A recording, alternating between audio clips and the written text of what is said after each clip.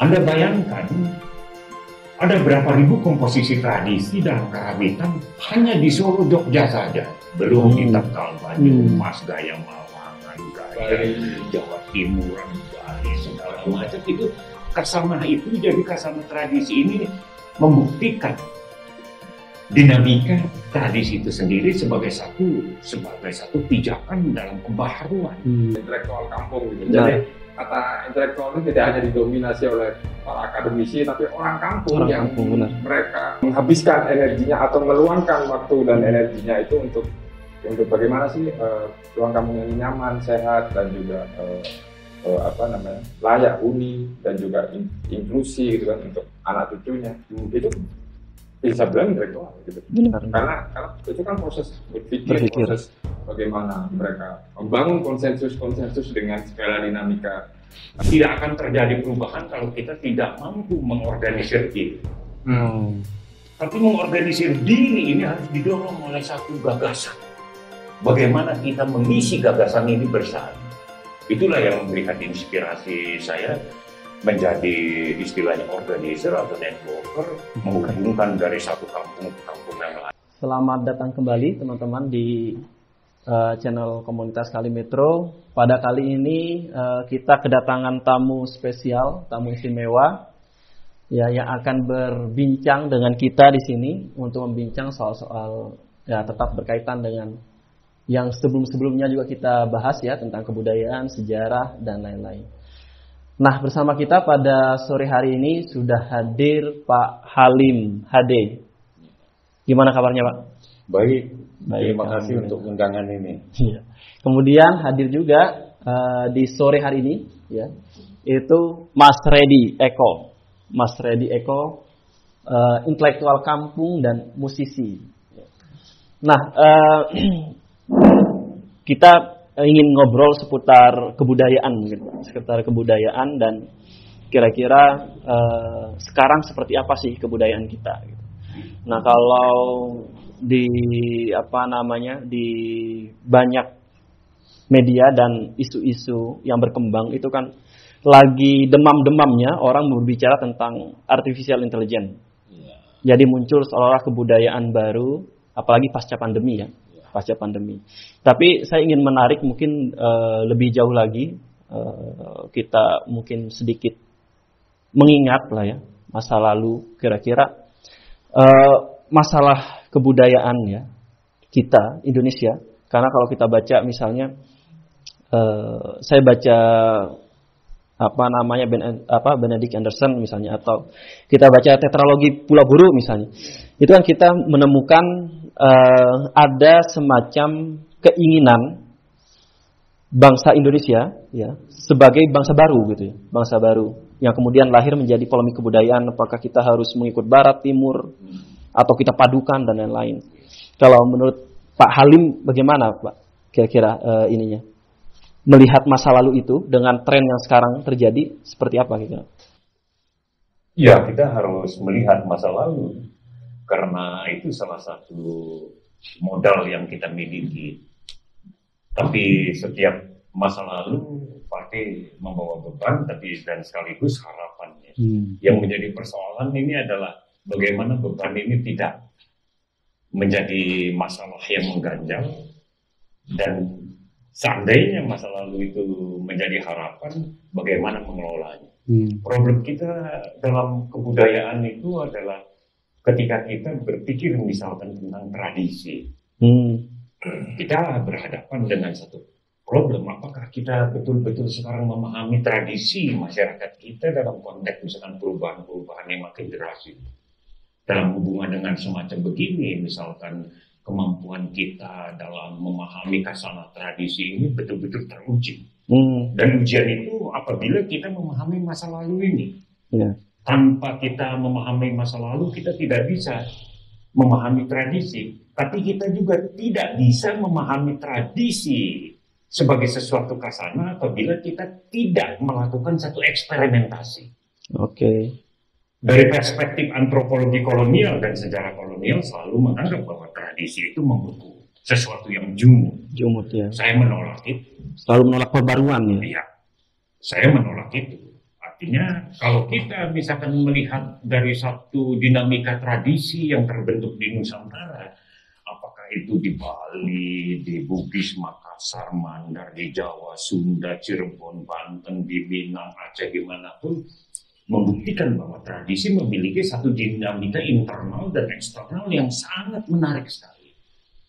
Anda bayangkan, ada berapa ribu komposisi tradisi dalam karawitan hanya di Solo, Jogja saja. Belum di Tegal, Banyumas, gaya Malangan, gaya Jawa Timuran, Bali, segala macam. Itu kasana itu jadi kasana tradisi ini membuktikan dinamika tradisi itu sendiri sebagai satu pijakan dalam pembaharuan.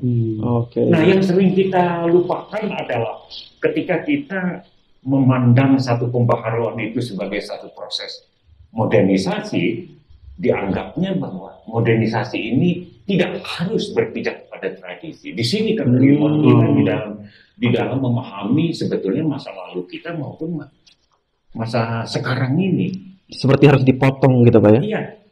Dan bukan cuma dipotong, terjadi proses modernisasi yang bersifat manipulatif. Ini yang saya anggap, kalau saya meminjam misalkan ungkapan dari Eduardo Galeano, salah satu penulis yang saya kagumi dari Peru, mengatakan modernization without modernism. Yang dia maksudkan adalah modernisasi tapi tanpa pemikiran. Yang dia maksudkan dengan pemikiran itu adalah ketika kita dalam proses modernisasi harusnya kita berpikir tentang rentang waktu yang masa lampau ini. Apa yang kita miliki untuk menjadi fondasi, menjadi pijakan, menjadi dasar dari modernisasi ini. Ya. Nah, dalam konteks itulah sebetulnya kalau kita tadi dalam konteks kebudayaan, dalam konteks tradisi dan pembaharuan, dan sekarang kita memasuki satu loncatan yang bukan main tentang artificial intelligence segala macamnya. Ini berkah dari peradaban dunia juga. AI ini bukan main, fantastik sekali. Generasi ini dibentuk oleh juga satu sarana yang mereka, yang menjadi pertanyaan adalah bisa nggak mereka memahami ini secara teknis maupun konten. Dan syukur mereka menjadi bagian, jadi memiliki itu bukan karena memiliki membeli, tapi memiliki mencipta. Kan kata memiliki ini kan punya banyak arti ya. Orang bisa saja memiliki itu karena membeli, tapi memiliki yang paling bermakna adalah ketika dia menciptakannya, memproduksinya. Dan itu satu pelajaran dari masa lampau adalah kebanggaan kita. Kalau misalkan ada yang orang bilang kita bangga kepada tradisi kita, sebetulnya karena kita memang menciptakan tradisi itu. Masyarakat kita begitu dahsyatnya menciptakan satu kasana Nusantara bentangan yang dalam konteks menjadikan masyarakat, katakanlah basisnya di pedesaan dan kampung. Kalau kita lihat misalkan sistem produksi pedesaan dan kampung kita sekarang yang mengalami satu degradasi dalam hubungannya dengan modernisasi yang manipulatif ini, di situ salah satu problemnya.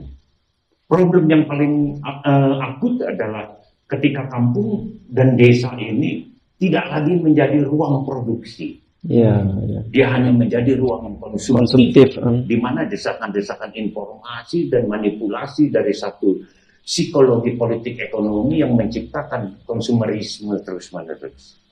Nah, inilah kalau kita bicarakan misalkan kebudayaan dan peradaban Nusantara, memikirkan masa lalu berarti kita harus memikirkan apa sesungguhnya yang menjadi modal kita sekarang untuk menghadapi yang akan datang. Berarti upaya menggali sejarah untuk menemukan identitas jati diri sebagai bangsa itu nggak akan pernah final, Pak? Tidak. Itu sebuah proyek sekiranya yang terus menerus. Sama ketika misalkan Ben Anderson dengan bagus sekali dia membicarakan tentang imagine community. Dan itu salah satu yang dibentuk oleh, kalau dulu nasionalisme itu dibentuk oleh media dan sastra. Ya. Ketika Soekarno-Hatta bicara tentang Indonesia, bagaimana orang di Lebak Bali, bagaimana orang di desa Banten, di hutan Kalimantan atau di pedalaman lain gitu. Tapi bayangkan kan tentang nasionalisme itu satu produk dari abad 20 gitu ya. Menciptakan satu rasa bangga. Rasa bangga ya itu poinnya. Ya, tapi rasa bangga ini kan tidak cukup. Hanya rasa bangga ini dibentuk karena Yamin menariknya kepada Majapahit, kepada Sriwijaya, takdir Ali Syahbana mengatakan oh tidak. Ketika kita bicara tentang Indonesia, kita sebetulnya memutus masa lampau.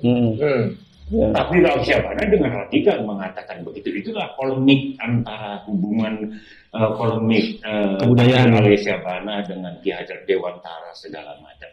Tapi saya sendiri memahami artinya di antara polemik mereka pada tahun 29-30 itu harus kita pikirkan bahwa benar takdir Ali Syahbana bahwa ada keterputusan, tapi sekaligus juga ada keterhubungan, kontinuitas, ketersambungan itu. Di dalam kebudayaan itu antara kontinuitas dan diskontinuitas itu sesuatu yang sebetulnya seperti keping mata uang, dua sisi yang tidak terpisahkan. Ya. Ada tradisi kita yang hilang, tapi tradisi yang hilang itu memberikan pada langkah berikutnya untuk menciptakan satu tradisi baru.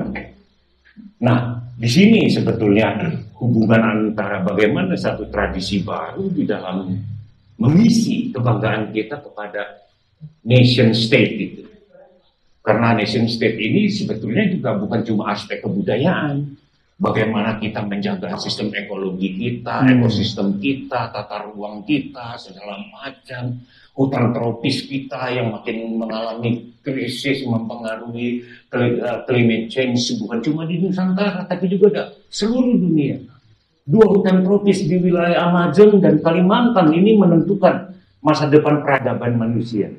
Di antara optimisme kita kepada artificial intelligence, kita sesungguhnya mengalami satu krisis ekosistem yang fatal sekali. Akibat hutan tropis kita yang berkurang, lalu open mining yang dahsyat sekali menciptakan kerusakan ekologis itu. Nah, kebanggaan kita kepada bangsa kita sendiri, kepada Kasanan Nusantara ini harus didukung secara ekosistem ini. Saya kira dalam sekup praktek apa yang dilakukan oleh Reddy, misalkan bagaimana satu kampung, satu desa, mereka bisa menciptakan, mengekspresikan, memproduksi karya-karya mereka, betapapun sederhana.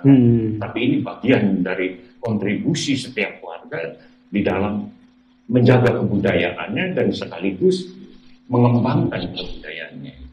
Nah, ini berkaitan dengan pergeseran makna juga ya Pak. Ya. Di kampung misalkan yang kita kenal sebagai sumber dari peradaban gitu.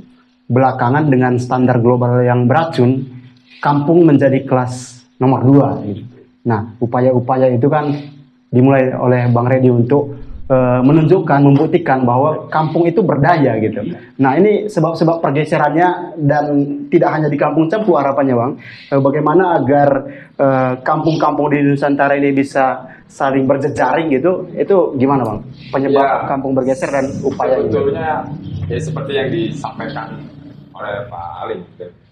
Sebelum kita mulai podcast ini ya dengan diskusi kata kunci networking. Gitu. Networking, ya.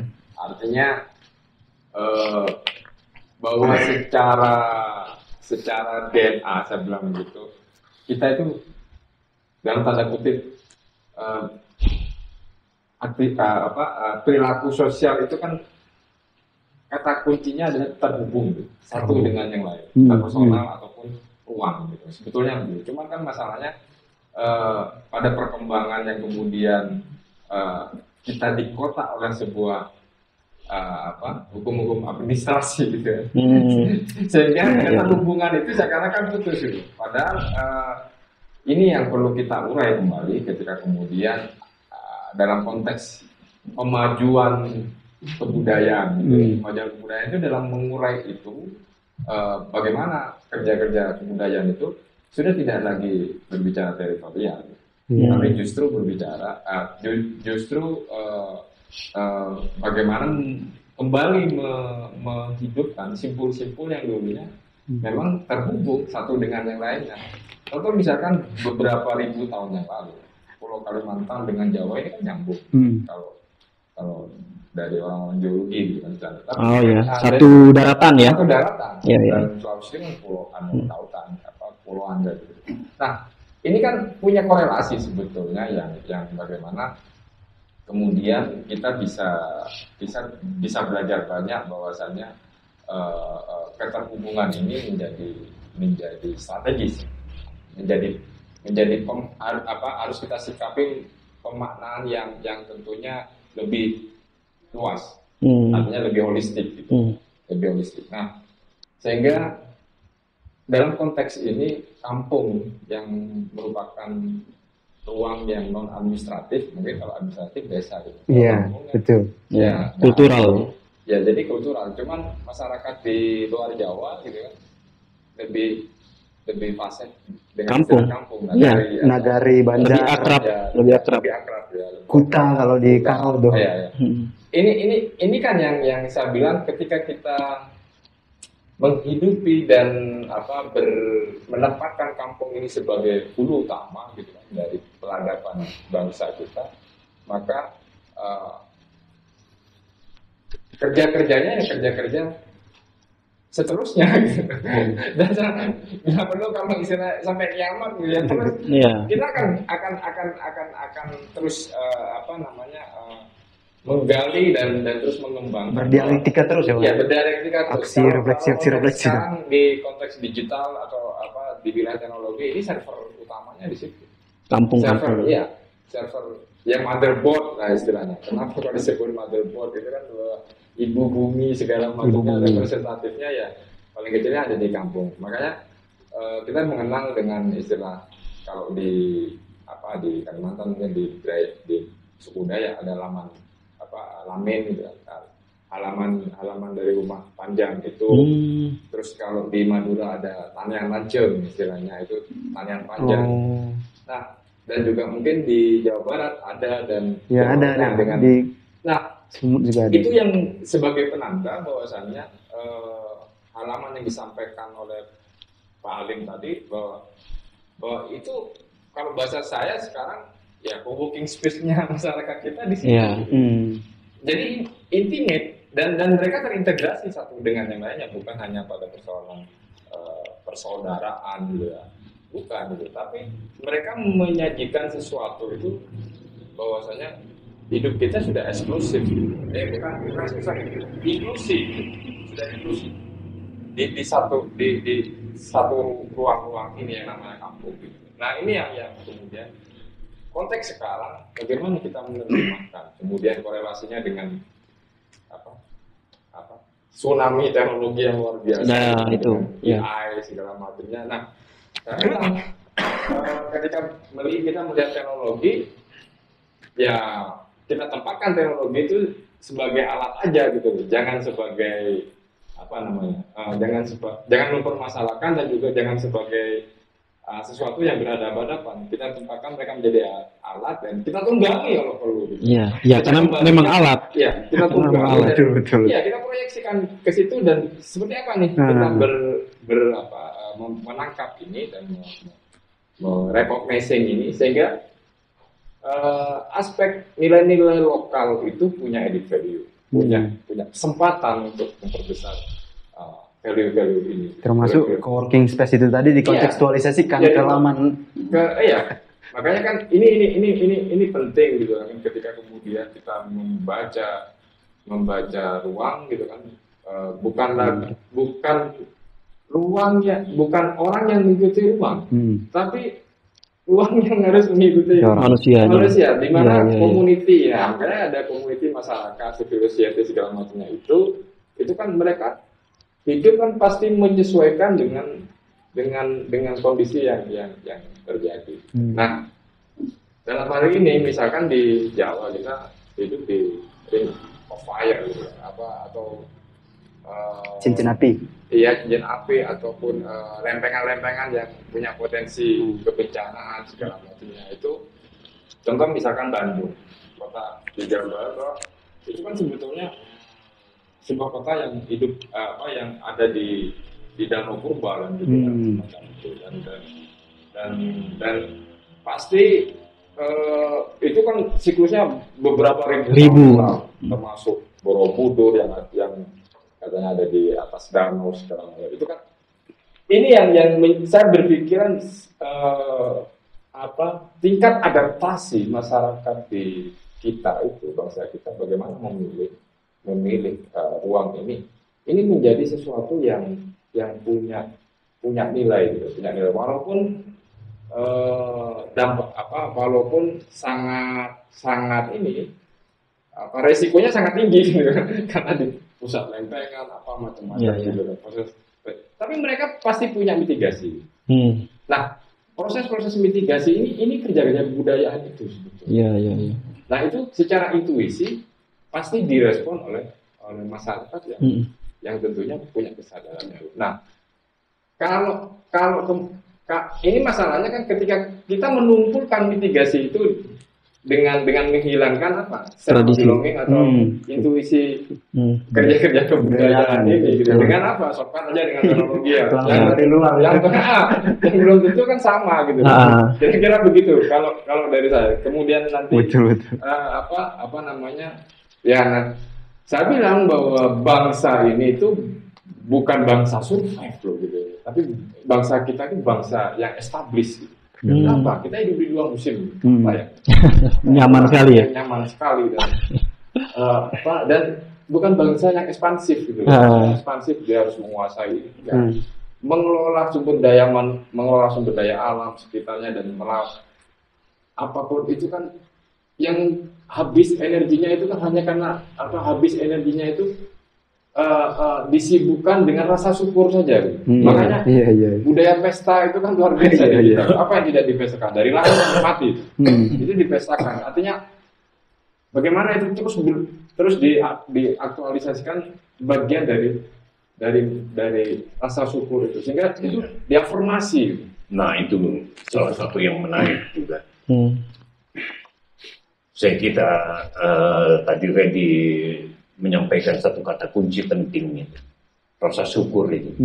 Itu yang sebetulnya antara titik rasa syukur dan keprihatinan itu yang membentuk sebetulnya tradisi kita dalam ritual selamatan, ruatan segala macam, sedekah bumi, dalam ekspresi mereka dalam bentuk kulineri, panganan segala macam, dan itu sistem kepercayaan segala macam. Kesana itu sebetulnya menjadi, kita membayangkan satu bentangan Nusantara yang menjadi satu titik strategis dari sirkulasi dalam 50.000 tahun terakhir ini, bagaimana satu DNA peradaban itu bertemu di dalam satu ruang kawasan yang tadi menyinggung tentang garis lempeng yang bergeser terus, dan itulah yang melahirkan rasa syukur dan keprihatinan, tapi sekaligus juga mewujudkan mereka dalam satu aktivitas yang membuat mereka survive, akhirnya membentuk satu kebudayaan, membentuk peradaban mereka. Kasana-kasana dalam misalkan wayang kulit, wayang klitik, dalam keris, dalam cerita, dalam segala macam. Itu satu kasana yang bukan main sekali. Tapi kita juga berhadapan dalam konteks misalkan itu dulu menjadi basis produksi yang diciptakan oleh masyarakat pedesaan dan masyarakat orang-orang kampung. Singkat kata misalkan tidak akan ada kota tanpa kampung, tidak akan ada kota tanpa adanya desa. Ungkapan di Jawa misalkan Deso Mowocoro, Negoro Mowatoto. Tidak ada satu tatanan hukum jika tanpa satu landasan cara ini. Cara ini menjadi sesuatu yang penting sekali, karena cara inilah yang selalu menjadi pegangan kita di dalam menciptakan satu sistem produksi ini. Produksi hukum, adat wet, segala macam, hukum adat, segala macam yang menjadi pegangan kita dalam etik dan etos kerja. Secara personal maupun sosial. Inilah yang sebetulnya kita menghadapi satu masa di mana kita menghadapi krisis dalam hubungan-hubungan personal dan sosial, dampak dari banjirnya informasi segala macam. Hmm. Dalam konteks itu barangkali perlu kita kembali menilai apa sesungguhnya gagasan-gagasan awal kita di dalam satu konsep nation state, itu negara kebangsaan. Karena salah satu persoalan yang kita hadapi adalah satu, relasi manusia itu kan sangat rentan ya, sangat ringkih sekali. Itu sekarang betapa mudahnya orang kesalahpahaman karena di grup WA terjadi kesalahpahaman, terjadi informasi yang simpang siur segala macam karena adanya persepsi-persepsi yang mungkin framing up karena memang dibentuk ataupun juga secara spontan. Nah, dalam hubungan ini saya kira memang kita diuji sejauh mana kita kembali pada dasar pemikiran ini. Dan ini memang juga sangat berpengaruh dari berkaitan dengan sistem pendidikan kita, cara kita berpikir dibentuk oleh kapasitas literasi kita. Literasi bukan cuma membaca, tapi literasi dalam bentuk cara berpikir kita dalam menghadapi bacaan itu sendiri. Betul, keterampilan. Iya, dan nah ini yang menjadi, karena salah satu yang paling menarik dari misalkan perdebatan-perdebatan di abad yang lalu, misalkan tentang satu bangsa itu. Apakah bangsa kita ini semata-mata mengambil dari tradisi kita atau semata-mata mengambil dari Eropa? Saya kira kita tidak bisa melihat itu secara dikotomis. Ya. Betul. Ternyata dari gelombang nasionalisme yang datang dari Eropa, misalkan itu membentuk cara berpikir generasi Soekarno, Tanpa Hatta, segala macam. Lalu gelombang dari abad ideologi segala macam membentuk satu gerakan-gerakan sosial yang mempengaruhi Cokro Aminoto dengan generasi berikutnya, kesadaran-kesadaran. Dari beragam faktor itu berdialektika ya Pak, jadi satu kebudayaan. Berkah dari bagaimana satu gagasan membentuk satu relasi karena adanya satu dasar pikiran yang bersama. Kita kan sekarang kadang-kadang bertanya, bagaimana dalam satu tata ruang misalkan di satu komplek perumahan yang kita lihat, loh kok komplek perumahan ini kok sepi sekali ya, cuma rumahnya bagus tapi sepi kan. Iya kan? Tutupan semua. Tutupan semua berpagar semua. Tapi mobil-mobil parkir. Nah, itu kan kita menyaksikan secara kasat mata ya. Jadi kita sebetulnya membutuhkan satu ruang pertemuan. Kalau Anda misalkan membuat Kali Metro ini sebagai satu komunitas dengan tata ruang yang sederhana tapi efektif semacam begitu, ini kan membuktikan bahwa ada dorongan kita untuk bertemu, menciptakan relasi-relasi personal dan sosial untuk mengembangkan satu gagasan atau mencari dan melacak gagasan-gagasan lain untuk menangkap perubahan, arah perubahan. Dan di situ sebetulnya kalau kita menafsirkan, saya secara pribadi kadang-kadang bilang begini, ngobrol sama teman-teman, mungkin kampung kita sekarang ini tidak ditentukan oleh sekedar ruang geografis, tapi juga ruang perbincangan ini. Ya, saya punya grup WA itu dengan teman-teman dari Palu, Sulawesi Barat, Sulawesi Selatan, Sulawesi Tengah dengan ini dan segala macam. Jadi mengembangkan gagasan kita dalam kampung yang melalui media sosial ini. Bagaimana kita memanfaatkan secara produktif media ini dengan satu dasar. Dengan dasar pikiran-pikiran kita membentuk satu kampung pemikiran ini. Kita tentu seperti tadi Anda menyebutkan bagaimana sejarah kolonial membentuk desa dan kota, kampung lalu menjadi kampungan segala macam kan, lalu deso menjadi deso segala macam itu kan sinisme semacam begitu. Ya, ada satu segregasi pemikiran yang terjadi dampak dari satu proses pembentukan satu kondisi sosial yang bersifat piramidal itu.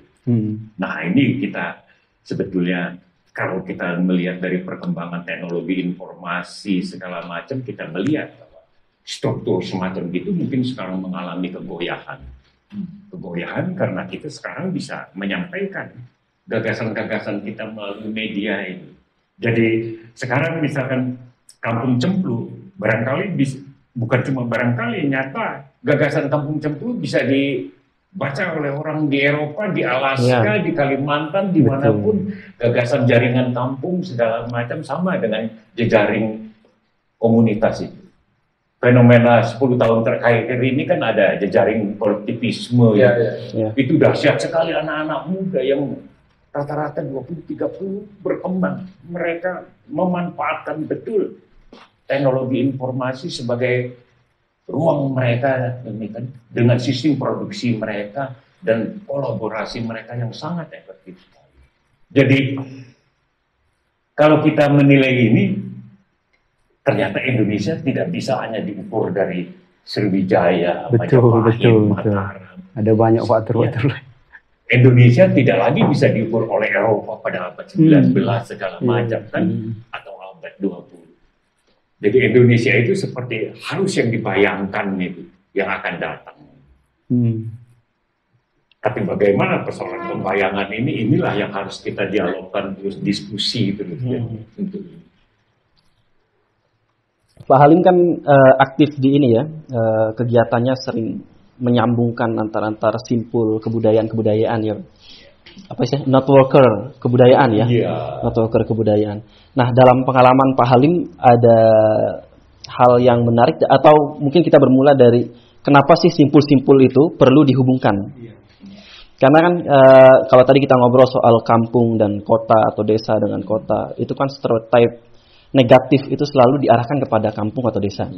Sehingga bahkan saya pikir sampai sekarang itu ada keinginan-keinginan dari bahkan orang-orang desa untuk menjadi kota. Ya kan? Untuk menjadi kota. Nah, kenapa kota tidak bisa, atau katakanlah tidak bisa hanya kota untuk menjadi simpul-simpul itu? Kenapa harus ada ya dari kampung-kampung? Kemudian kenapa dia perlu dihubungkan, Pak? Awalnya sebetulnya karena ya itu tadi kita bicara tentang masa lalu ya. Gagasan ini kan awalnya dulu dari rejim Orde Baru. Berawal dari periode itu. Oke.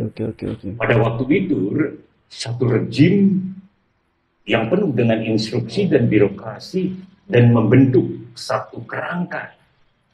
Bayangkan Anda membaca puisi saja harus berizin. Kalau izinnya RT saja kan dari RT, RW, Dandim, Kodim, Lurah, Camat, Polsek segala macam. Anda bayangkan. Nah, pada waktu itu saya berpikir bagaimana kita membuat satu kegiatan yang informal berdasarkan relasi-relasi personal itu. Jadi saya pada waktu itu mikir, yuk kita ketemu di rumah siapa yang punya teras atau punya ruang tamu yang mau pakai, kita berkumpul 5-6 orang mendiskusikan buku, mendiskusikan satu lakon atau membacakan puisi. Jadi pada dasarnya saya bergerak bersama teman-teman aktivitas itu secara informal. Nah, saya teringat sekali apa yang dikatakan oleh Asadi Siregar pada 50 tahun yang lalu, persis 50 tahun yang lalu, pada tahun 73, dia mengatakan tentang ini ada sesuatu yang menarik dari satu politik kebudayaan yang dilakukan oleh rejim Orde Baru. Yang dia Asadi Siregar pada waktu itu saya kenal baik, dosen di publisistik, jurusan publisistik, sekarang jurusan komunikasi ya, mengatakan istilahnya kanalisasi. Itu menjadi perbincangan kami.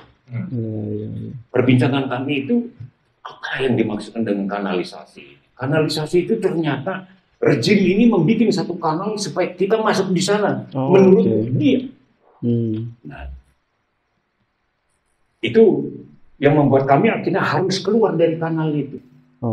Membuat sudetan-sudetan. Istilah nyempal, membuat sempal. Agar seimbang ekosistem ini. Benar. Nah, itulah. Lalu pada praktek itu saya juga melihat praktek apa yang dilakukan oleh salah seorang, kita menyebutnya Ustadz sastra ya, Umbulandu. Umbulandu. Bukan kehebatannya di dalam sastra, tapi dia menjadi inspirasi dalam prakteknya. Ketika orang-orang berada pada panggung, art center ya, pusat kesenian, dia mengajak kita membaca puisi di warung, di halaman, di mana-mana, berkunjung dari satu rumah ke rumah, segala macam. Dan saya ikut serta di sana. Nah, ini menarik. Pada periode yang sama juga, artinya 1-2 tahun itu, Mas Willy Rendra menyebut tentang kantong-kantong kebudayaan. Perlunya kantong-kantong kebudayaan. Itu jawaban terhadap apa yang dilakukan oleh pemerintah melalui birokrasi, karena mereka melakukan kontrol. Kalau Anda membuat satu grup, Anda harus terdaftar, nomor induknya ini, segala macam. Kantong-kantong kebudayaan ini bersifat komunitas ini berdasarkan kesetaraan. Harus diperbanyak gitu, Iya, biar kontrolnya nggak. Dalam konteks itu lalu akhirnya saya pikir ada teman-teman teater yang mau pentas, oke, saya membantu menyebarkan pamfletnya, menyebarkan posternya, lalu menyiapkan ikut panggungnya, membuat press release bersama teman-teman. Ayo ada diskusi, kita siapkan apa segala macam. Saya mencoba sebetulnya apa yang saya lakukan inspirasi dari novel, dari pergerakan, dari sejarah pergerakan orang-orang. Karena ada satu tesis sosial yang mengatakan tidak akan terjadi perubahan kalau kita tidak mampu mengorganisir diri. Tapi mengorganisir diri ini harus didorong oleh satu gagasan. Bagaimana kita mengisi gagasan ini bersama. Itulah yang memberikan inspirasi saya menjadi istilahnya organizer atau networker, menghubungkan dari satu kampung ke kampung yang lain. Misalkan ketika tahun 80-an saya pindah ke Solo, pada waktu itu isu tentang kesenian keraton begitu kuat sekali. Dominasi ya? Oh, sempat ada ya? Iya, saya coba bikin kegiatan di kampung. Yuk, kesenian kampung, saya bilang di Jagalan. Kebetulan di Jagalan ada teater, namanya Jagat. Jagat itu singkatan Jagalan Tengah. Teater Jagat itu Jagalan Tengah. Lalu Warta bekas bengkel teater, anak buahnya Rendra bikin di sana. Saya membantu, membuat workshop apa di sana, lalu musikalisasi puisi apa. Lalu teman-teman teater gidak-gidik bikin di kampung, lagi di Kemasan, lagi di pendopo tua yang mereka bersihkan dengan bagus sekali di bawah pohon yang rindang itu. Baca puisi, latihan teater, pertunjukan, segala macam. Jadi kita mencoba ya, seperti tadi Reddy bilang, sedutan sempalan-sempalan ini. Sempalan-sempalan ini. Nah inilah, jadi saya melibatkan diri dalam proses itu. Jadi kalau ada informasi semacam ini, oke, kita sampaikan kepada teman-teman. Kalau teman-teman ini membutuhkan apa, sedapat mungkin kita membantu. Lalu dari Solo kita hubungkan kepada Jogja, Semarang, Malang, Surabaya, segala macam. Dulu saya paling rajin menulis surat. Setiap hari saya menulis surat menceritakan apa yang dilakukan, yang dikerjakan oleh teman-teman. Misalkan pembacaan puisi, kadang-kadang saya kirim ke koran menjadi, tadinya surat pembaca akhirnya menjadi berita, segala macam. Nah itu bagian dari satu upaya saya memberikan kontribusi, sumbangan di dalam hubungannya. Karena saya bukan seniman, walaupun saya pernah menulis puisi, menulis cerpen gitu ya, saya pikir saya fokuskan sebagai organizer. Nah, dalam hubungan itu akhirnya makin luas. Saya berkenalan dengan teman-teman bukan cuma di Jawa saja, tapi di Sumatera, di Sulawesi, di NTB, Nusantara jadinya. Iya, saya hubungkan. Nah, prinsip ini saya letakkan untuk diri saya, untuk ini kan dalam hubungannya, karena ada juga secara istilahnya tata kelola. Ada kan teman seniman yang gagasannya bagus, tapi pengorganisasiannya jelek kan. Nah, itu banyak tuh kayaknya itu. Tidak tereksekusi. Nggak ada waktu. Gitu kan. Saya membantu. Gagasanmu apa? Saya catat ini kan. Lalu saya bikin press release gitu ya kepada koran. Jadi penghubung ya akhirnya, Iya. Pak. Akhirnya Saya kerja mau- nggak eksklusif tadi akhirnya kan. Iya. Bunyi, bergema akhirnya. Bergema. Hasil karyanya itu bergema. Betul lah. Menciptakan resonansi sosial itu. Saya begitu. Lalu teman misalkan, wah saya mau main ke Tegal nih. Oh saya punya teman. Nur Hidayat, ada Eko Tunas, ada Daryono, ada Untih di sana. Lalu kita kontak ke sana, memperbincangkan kapan teman dari sini bisa ke sana. Begitu juga begini ya. Ketika saya misalkan dengan Pak Hasim Amir pada 80-an, saya bilang, yuk kita bikin workshop. Apa ini workshopnya? Lalu kita ngomong-ngomong, kita datangkan. Sampai Slamet Gendono pernah ke Suprapto Suryo Darmo, Eko, PC, segala macam datang ke sini, Yaya, segala macam. Mereka. Akhirnya teman-teman Malang juga datang ke Solo lagi begitu. Ya. Nah, ini sebetulnya jadi supaya kalau misalkan seperti tadi yang Reddy bilang itu, mencoba mencari kita jalan-jalannya supaya tidak hanya satu kanal. Betul. Itu. Karena kebudayaan itu memang kalau kita misalkan ibaratkan kebudayaan satu pohon, betapa indahnya kalau cabangnya makin banyak kan. Lebih rentang, iya. Ranting-rantingnya itu semua berbagai sisi. Yang menarik tadi itu pertemuan antar daerah-daerah, kampung-kampung itu. Karena kan kalau saya baca juga ketakutan, kalau tadi kita balik ke polemik kebudayaan, kenapa orang-orang itu kemudian ingin memutus tradisi yang lama itu kan ketakutan untuk menjadi apa ya, semacam ada kecenderungan sukuisme. Antar suku itu ingin berdiri sendiri gitu ya, berdiri sendiri dan lain-lain. Nah kalau bertemu begitu kan jadi lebih cair ya. Ya, itu betul Anda. Menciptakan satu relasi sebetulnya yang inti yang paling penting adalah bagaimana dialog.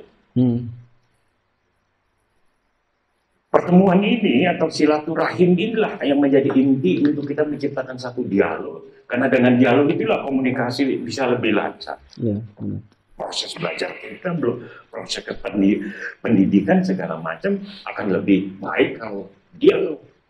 Nah ini, saya pernah lemparkan isu di Sulawesi itu tentang satu dengan kata kunci silaturahim itu, mempertemukan bagaimana aspek tradisi dengan yang kontemporer, yang eksperimental segala macam bertemu. Sampai teman-teman bilang, wah ini ramai sekali ya, kayak pasar ya. Saya bilang kayak pasar ya. Kayak pasar karena di sana ada yang eksperimen, di sini ada yang dengan tari tradisi, apa pakarena, gandrung pakarena, ada yang pakacaping segala macam, ada yang eksperimen dengan rock segala macam, mereka ketemu dan karena saya bilang kebudayaan kita sesungguhnya memang dalam ruang pertemuan gitu. Iya. Gitu. Nah itu juga yang istilahnya pelibatan saya bersama teman-teman di Palu misalkan ketika awalnya sebetulnya isunya membuat satu festival tari. Tapi saya bilang bagaimana kalau ada orang yang tertarik berkolaborasi dengan penari tapi bukan penari dia berupa. Dia orang musisi akhirnya, wah iya ya. Akhirnya orang teater masuk, orang seni rupa, orang macam-macam. Kolaborasi ya. Iya, kolaborasi. Nah, kolaborasi itu akhirnya juga mereka memikirkan ruang. Nah, disitulah mereka membuat ruang-ruang bagaimana ketika itu di satu perkampungan nelayan, di pasar burung, segala macam, di taman olahraga mereka. Jadi kita memang berhadapan dengan satu masalah sekarang. Bagaimana sebetulnya pertanyaan kita sekarang ini tata ruang kita?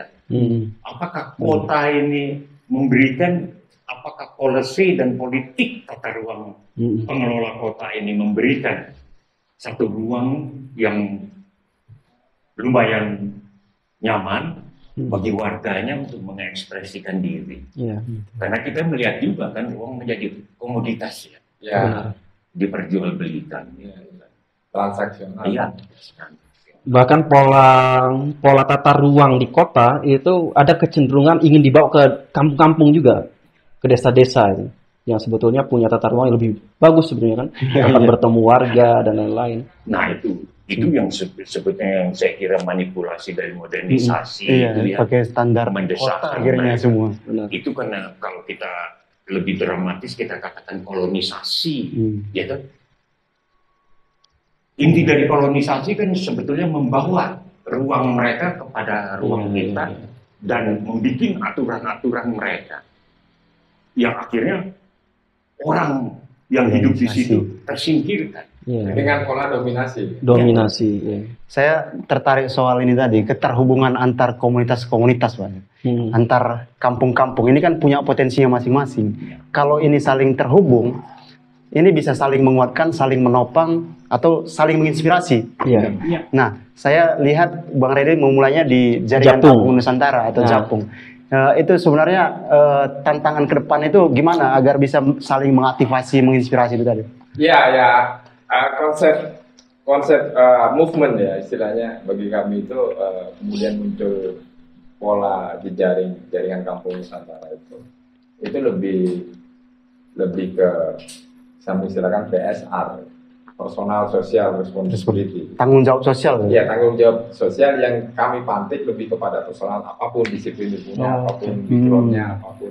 Tapi yang terpenting adalah bagaimana punya lokus kebersamaan untuk mengaktifasi atau merespon ruang yang namanya kampung ini, gitu. Sehingga itu agar lebih cair aja gitu kan dalam konteks berkomunikasi secara interpersonal gitu. Dan dimanapun tanpa ada batasan. Gitu. Maksudnya batasan teritorial. Saya kebetulan saya hidup di Kampung Cempluk, di Kampung Cempluk, dan Pak Halim ada di Solo. Tapi Pak Halim berhak dong untuk memberikan sumbangsi pemikirannya. Ketika kemarin kita bikin buku Bata Pradesa, betul. Pak Halim, saya pengen merasakan nih atmosfer Cempluk itu seperti apa gitu. Dan datang hanya sekedar ngopi dan kemudian mengcapture bagaimana dan kemudian merepresentasikan Cempluk itu dari banyak informasi yang sudah ada di platform digital gitu. Sehingga nah itu kan bagian sumbangsi atau saya bilang saling silang ide gitu. Bagaimana merespon itu bukan harus konteks mengaktifasi itu bukan harus ada di tempat secara fisik, ada di tempat. Tapi pemikiran ini juga bagaimana kita bisa berkontribusi dan sudah tidak dibatasi oleh ruang dan waktu lagi. Karena kondisinya era teknologi informasi sudah menjadi keseharian. Betul. Nah itu yang terpenting. Sehingga bagi saya harus diperbanyak effort untuk mengaktifasi lagi apa yang namanya PSR itu. Semuanya. Dan itu mari kita bersama-sama, saya bilang, menanam ide-ide yang produktif gitu kan di kampung. Ya, intelektual kampung. Intelektual kampung istilahnya. Teman kemudian kan lagi merekognisi jargon intelektual kampung gitu. Jadi kata intelektual itu tidak hanya didominasi oleh para akademisi, tapi orang kampung mereka menghabiskan energinya atau meluangkan waktu dan energinya itu untuk bagaimana sih ruang kampung yang nyaman, sehat, dan juga layak huni dan juga inklusi gitu kan untuk anak cucunya. Itu bisa bilang intelektual gitu. Karena itu kan proses berpikir. Proses bagaimana mereka membangun konsensus dengan segala dinamika permasalahannya. Semacam itu sih. Betul. Kata kuncinya PSR itu tadi. Jadi PSR itu nggak hanya milik ilmu sosiologi atau komunikasi aja ya, Bang ya? Oh enggak. Itu lintas. Semua bisa berkolaborasi. Bisa berkolaborasi. Lintas. Artinya kan, ya saya bilang bahwa ilmu pengetahuan itu ya konteks sekarang harus menjadi utuh, gitu. Harus menjadi utuh dan kalau di zoom out itu utuhnya itu bahwa ini menjadi sebuah aktivasi yang lebih besar, yang efeknya lebih besar, bukan lagi parsial. Contoh misalkan kita tahu kue lapis ya, merah, kuning, hijau, putih, macam-macam lah itu, ungu kayak gitu. Kita kalau kalau kita buka gitu, itu kan luar biasa itu arsiran-arsirannya. Tapi proses di balik itu kan dahsyat. Artinya dibutuhkan rentan waktu, dibutuhkan apa? Bahwa ini tidak bisa instan, gitu. Tidak bisa instan. Dan bagaimana kemudian ketika ini terbentuk menjadi kue lapis itu, ketika kita coba dan kita nikmati gitu kan. Taste-nya seperti apa, namanya segala macam. Nah itu yang saya bilang bahwa ini yang dimaksud dengan manajemen assembly proses gitu, dan itu harus dimiliki oleh, saya pikir Pak Halim selaku networker kebudayaan secara tidak sadar juga melakukan itu gitu. Karena ya apa, kamu punya potensi apa gitu, ayo kita duduk dalam satu meja misalkan, dan itu kan sudah ada di masyarakat kita. Misalkan kalau di Muslim gitu ya, ada Maulid Nabi gitu kan. Masing-masing rumah bawa kue atau di proses spiritual yang lain, misalkan perjamuan atau kan masing-masing bawa, dan kemudian kan diacak itu kan, dan dikembalikan lagi pada itu. Nah itu ya ini proses barter saling potensi, barter pengetahuan gitu kan, semacam itu. Karena kalau kita lihat konteksnya kembali misalkan desa dan kampung, sebetulnya guru-guru kita berasal dari sana. Sebutan parampu kan berasalnya dari sana. Iya. Berasalnya basis sosialnya di sana. Jadi kita bisa melihat, misalkan kasus di Sulawesi Selatan, saya mau ambil misalkan.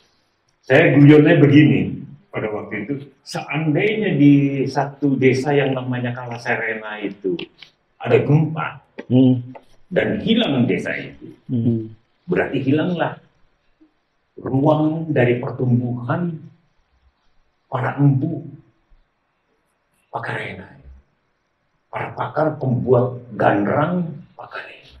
Karena desa itulah yang menciptakan begitu banyak para empu. Tentu ada desa-desa lainnya. Nah itu salah satu bukti kan, misalkan di Kampili ada empu Pakarena yang namanya almarhum Mak Copong, lalu di Kalaserena ada Deng Erang, lalu Deng Serang walaupun sudah berpindah berasal dari sana, ada Deng Nile, sekarang dilanjutkan oleh keluarganya, ada Deng Sila segala macam di beberapa ini kan.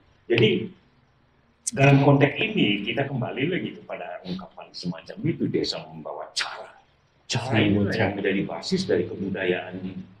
Nah, ini yang sebetulnya harus menjadi kita tumbuhkan terus kesadaran untuk produksi di pedesaan itu. Yang walaupun sekarang desa-desa dikolonisasi oleh modernisasi yang sebetulnya bukan milik mereka itu, membangkitkan kembali bagaimana sistem produksi pedesaan semacam ini. Nah, ini tentu berhubungan ya. Tadi misalkan menarik apa yang disampaikan oleh Anda tentang intelektual kampung. Itu 20-an tahun yang lalu kan Gus Dur kan bicara tentang kiai kampung. Iya benar, kiai kampung. Pentingnya kiai kampung menjaga tradisi di kampung. Ini yang menjadi sebetulnya kalau kita sebut iya, kalau orang Italia bilang menyebutnya sebagai intelektual organik kan mereka. Iya. Intelektual organik itu kan yang berada di desa dan di kampung itu yang untuk yang mereka bagaimana mengolah pemikirannya karena memang berdasarkan kesana kebutuhan di masyarakatnya. Ini yang sebetulnya menjadi tantangan dunia pendidikan kita, bagaimana menciptakan satu cara berpikir dari anak didiknya untuk mencoba melihat ruang pedesaan dan ruang kampung dan ruang kota ini menjadi suatu kesetaraan nih. Karena masing-masing memiliki satu sistem produksi yang berbeda, walaupun bisa kita hubungkan dalam hubungan. Ini kita bisa lihat sebetulnya proses misalkan di dalam dunia seni pertunjukan gitu ya. Banyak sekali terakhir pada tahun 80-90-an terbitan riset untuk membuktikan bahwa bagaimana kasana-kasana karawitan itu sebetulnya dari wilayah pedesaan. Obrolan saya misalkan salah satu yang paling menarik yang sejak lama dengan almarhum Mas Rahayu Supangka, salah satu guru besar karawitan dan empu dahsyat itu ya, yang ini kan, dia selalu bilang, Mas Salim, saya itu dari desa. Saya belajar dari ibu saya dan ayah saya, walaupun ibu saya ditarik ke keraton segala macam, tapi basis kami adalah rumah pedesaan. Aku kiwong desa. Itu. Dan dialah yang membawa kasana desanya itu kepada panggung dunia ini. Bersama Robert Wilson, bersama Kronos, segala macam ya, bersama grup-grup yang dianggap oleh kalangan elit itu tingkat global yang punya representatif global. Dia selalu bilang, aku kiwong desa. Itu yang menarik dari orang-orang yang mempunyai kesadaran dan betul di tempat tinggal rumahnya di Benowo itu dia juga menciptakan satu sistem produksi karawitan lagi bersama teman-temannya. Nah, ini kita kembali lagi kepada satu contoh-contoh yang sangat menarik ya. Itu bisa kita temukan di berbagai daerah sekali.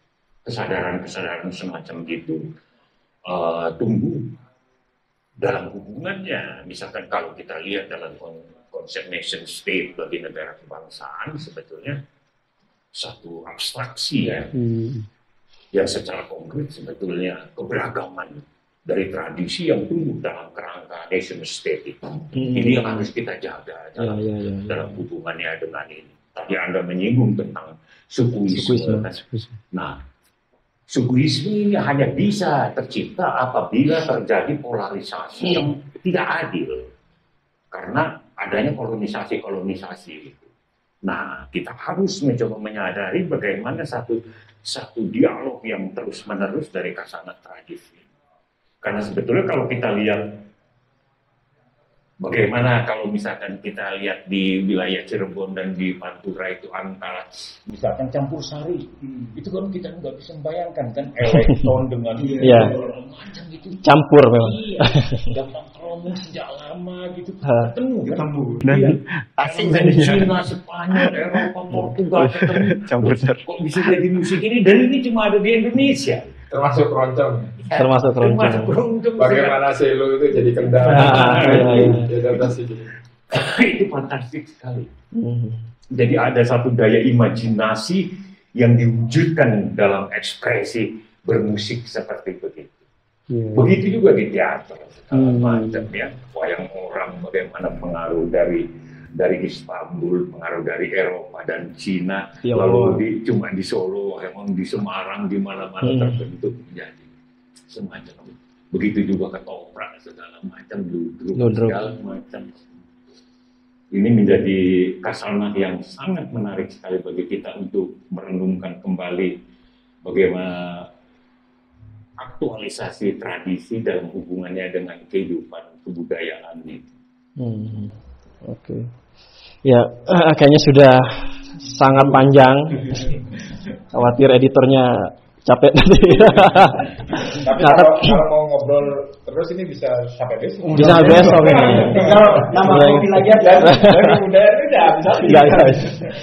Tapi mungkin masalah yang memang ini. Untuk kesempatan lainnya. Kesempatan lain lagi sama untuk kasus-kasus. Tapi mungkin untuk menutup pembicaraan kita, diskusi kita, mungkin Mas Reddy dan Pak Halim bisa memberikan semacam kira-kira meng-highlight lah ya dari tadi yang kita bicarakan itu sebetulnya kampung dan fungsi untuk menghubungkan antar kebudayaan yang berada di kampung-kampung itu seperti apa mungkin? Kalau saya merasa bahwa yaitu menyapa tetangga dan memberikan sesuatu apa yang bisa Anda berikan. Ya. Karena ini salah satu inti sebetulnya memberikan itu menyapa tetangga. Ayah saya bilang, kamu ngapain kalau misalkan nggak mau menyapa tetangga, kamu bagaimana bisa bergaul? Dia bilang ini kan. Karena pergaulan dalam hubungannya kalau secara ideal dan secara spiritual gitu ya, kata kunci silaturahim itu menjadi kata kunci penting sekali untuk dalam kehidupan kampung dan desa itu. Berarti kerja-kerja networker itu dimulai dari menyapa tetangga. Ya. Oke, Mas Reddy? Ya, kalau saya lebih kepada saya akan mengutip dari sebuah keyakinan saya. Kenalilah dirimu rata-rata sebelum kau mengenal orang lain. Artinya itu ibarat sebelum kita mengenal Indonesia ini, mengenal bangsa ini, ya ruang kampung kita itu harus kita kenali. Karena tidak mungkin kita kemudian berbicara panjang lebar gitu kan, ketika kemudian kita tidak mengenal apa yang bisa mengenal tetangga kita, seperti apa kondisinya, ruang kita seperti apa gitu. Dan ini kan bagian representasi yang bisa dimunculkan. Saya pikir itu, sehingga ya mari ya kita mulai bercocok tanam. Bercocok tanam. Kalau di album saya di Duo Nicolik Nandur Kamulian berlomba-lomba untuk atau bersemangat untuk menanam budi baik apapun dan ada di kampung kita. Tapi soal tadi yang intelektual kampung itu harus memang selalu kita wacanakan agar intelektual itu tidak lagi eksklusif hanya milik orang kota, khususnya orang kampus kan. Tapi desa juga.